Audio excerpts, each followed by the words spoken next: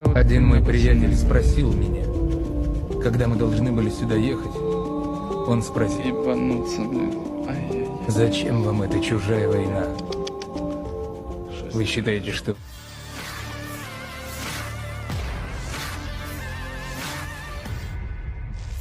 Pertempuran antara Rusia dan Ukraina hingga bulan ke-10 semakin memanas.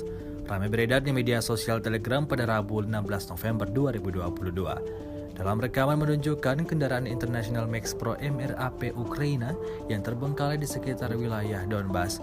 Kendaraan International Max Pro MRAP adalah sebuah kendaraan tempur lapis baja yang dirancang oleh perusahaan Amerika Navistar International, yaitu anak perusahaan dari Navistar Defense. Tampak kendaraan militer itu tak dapat difungsikan lagi, diduga setelah terkena serangan Rusia. Selama invasi berlangsung, Rusia secara total merilis 333 pesawat Ukraina, 176 helikopter, 2.511 kendaraan udara tak berawak serta sistem rudal anti pesawat dieliminir oleh pasukan Vladimir Putin. Sementara itu dari kubu Kiev, Kementerian Pertahanan Ukraina melaporkan 710 tentara Rusia dieliminir dalam 24 jam terakhir.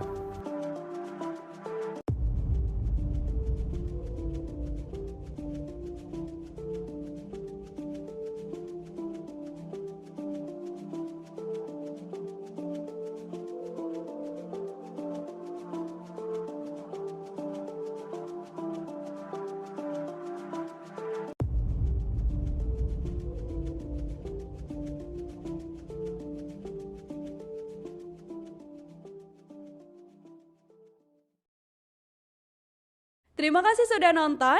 Jangan lupa like, subscribe, dan share ya.